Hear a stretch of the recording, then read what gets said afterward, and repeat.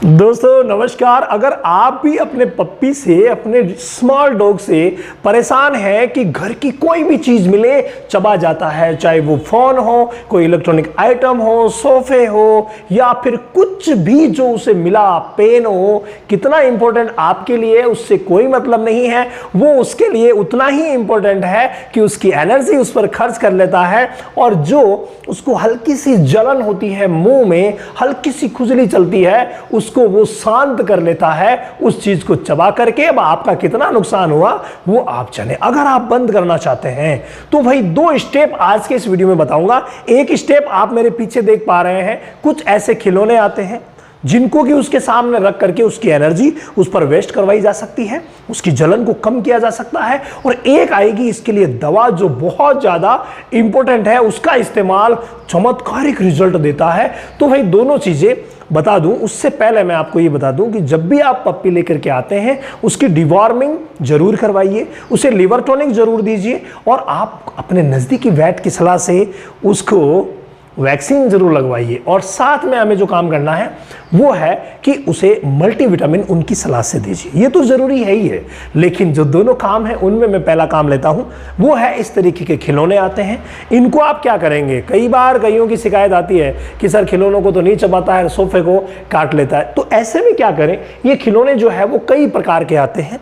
अगर आप उसके सामने रखेंगे और अगर वो चबाने लग जाता है, उसकी आदत में ले लेता है, तब तो दी बेस्ट। अगर नहीं लेता है तो जो उसकी पसंदीदा चीज होती है लिक्विड, भाई हर एक पप्पी की कोई ना कोई पसंदीदा लिक्विड होती है जो आपको पता होता है। वो फूड हो सकता है, वो कोई भी चीज हो सकती है। तो उस लिक्विड को हल्का सा इन पर लगा दीजिए। एक बार अगर वो मुंह में ले लेगा, चबा लेगा, तो वो अपनी हैबिट में ले आएगा और हमेशा उसके सामने जब ये रहेगी तो बहुत कम चांसेस रहेगा कि वो आपकी वैल्यूएबल चीजों को खराब करे। तो ये सबसे जरूरी है। देखिए, जो मसूड़ों में हल्की सी खुजली चलती है वो, और दूसरी चीज जब भी दांत निकलते हैं ना, ये प्रॉब्लम कब तक रहेगी, 1 साल तक। दांत निकले अच्छी तरीके से 6-7 महीने में सेट हुए, उसके बाद जो एडल्ट वाले दांत आए वो एकदम से प्रॉपर सेट हो गए, उसके बाद दिक्कत नहीं आती। लेकिन 1 साल तक आपको ये दिक्कतें देखने को मिल सकती है, क्योंकि यहाँ पर उसको जलन रहेगी, खुजली रहेगी। तो उसकी वजह से वो हमेशा प्रयास करेगा कुछ ना कुछ काट जाऊं, कुछ ना किसी को मुंह में ले लूं, तो हमेशा लेने का प्रयास करेगा।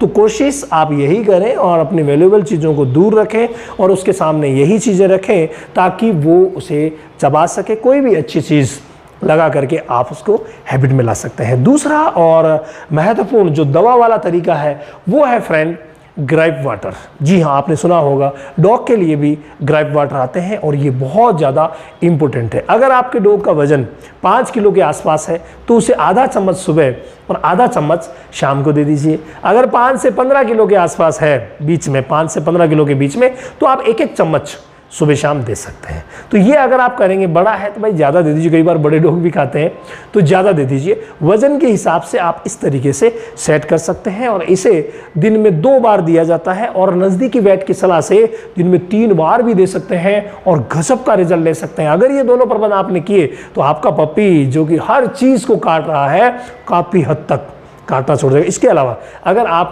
डॉग रिलेटेड ऑल ओवर चीज़ें सीखना चाहते हैं, बीमारियों के इलाज के बारे में, हर प्रकार के डायग्नोस के बारे में सीखना चाहते हैं, तो हमारा डॉग ऑनलाइन सेशन शुरू हो गया है। हर महीने की 11 तारीख से शुरू होता है, तो आप उसमें भाग लेकर के और नॉलेजेबल बन सकते हैं।